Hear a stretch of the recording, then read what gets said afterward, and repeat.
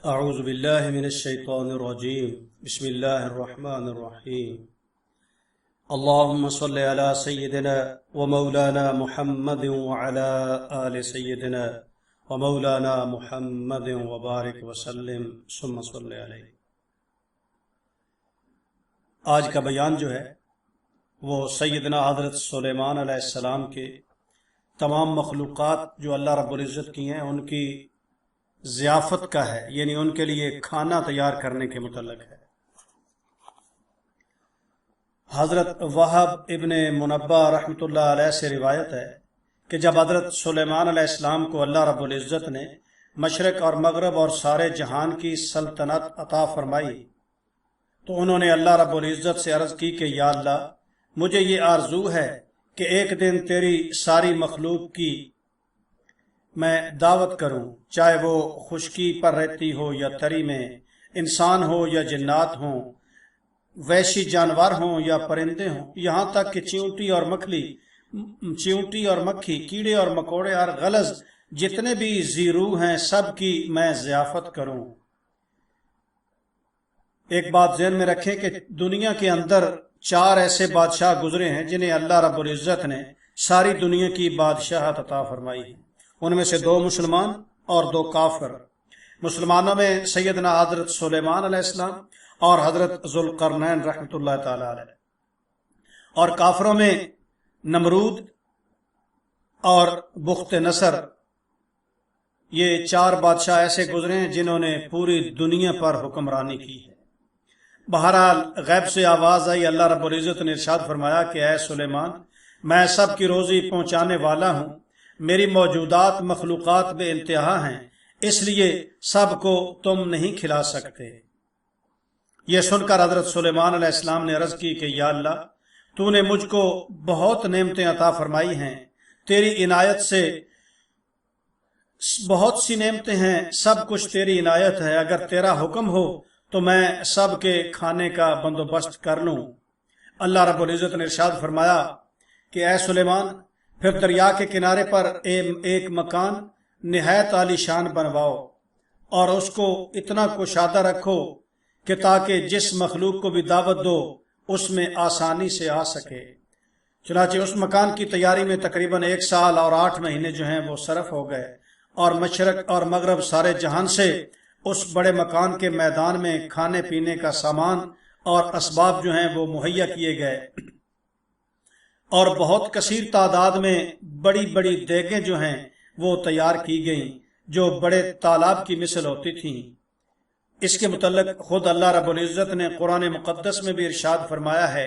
کہ جنات جو ہیں وہ سلیمان علیہ السلام کے لیے ایسی دیگیں تیار کرتے تھے، وَقُدُورِ الرَّاسِيَاتِ، جو ایک جگہ پر رہتی تھیں، بہت بڑی بڑی دیگیں، تالاب سے بھی بڑی، جتنی بڑی ہو سکتی تھی، آپ یہ سمجھ لیں۔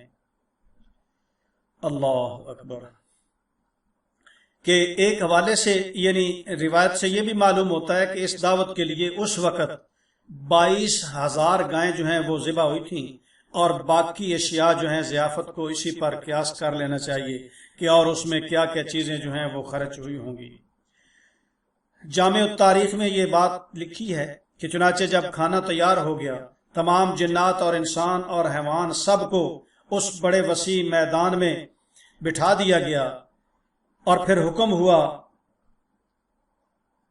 کہ سلیمان علیہ السلام کا جو تخت ہے وہ ہوا میں معلق رہے تاکہ سلیمان علیہ السلام وہاں سے تمام مخلوقات کے کھانا کھانے کا نظارہ کر سکیں۔ اللہ اکبر۔ ان تمام مخلوقات کے اس وقت ایک مچھلی نے دریا سے باہر نکل کر حضرت سلیمان علیہ السلام سے عرض کی کہ اے حضرت، اللہ رب العزت نے مجھ کو آپ کی دعوت میں بھیجا ہے، اور مجھ کو یہ بھی معلوم ہوا ہے کہ آپ نے آج تمام مخلوقات جو ہیں ان کے واسطے کھانا تیار کیا ہے، اور میں اس وقت بہت بھوکی ہوں، لہٰذا آپ مجھ کو پہلے کھانا کھلا دیجئے۔ یہ سن کر حضرت سلیمان علیہ السلام نے اس مچھلی سے کہا کہ تم ذرا صبر کرو اور سب کو آ لینے دو، ان کے ساتھ جتنا کھانا کھانا چاہو کھا لینا، خوب آسودہ ہو کر کھانا، اچھی طرح کھانا۔ مچھلی بولی کہ حضرت، میں تو اتنی دیر نہ ٹھہر سکوں گی کہ میں سب کا انتظار کروں۔ یہ سنتے ہی حضرت سلیمان علیہ السلام نے اس مچھلی سے کہا کہ اگر تم نہیں ٹھہر سکو گی تو پھر تم کھانا کھا لو اور تمہارا جتنا جی چاہے کھا لو۔ یہ سنتے ہی مچھلی نے اس میدان میں جو کچھ کھانا تیار ہوا تھا وہ سارے کا سارا کھانا ایک ہی لقمے میں کھا لیا۔ جب سب کھانا اس نے کھا لیا تو اور کھانا مانگنے لگی۔ حضرت سلیمان علیہ السلام سے کہنے لگی کہ مجھے تو اور کھانا چاہیے۔ یہ دیکھ کر سلیمان علیہ السلام بہت ہی متعجب ہوئے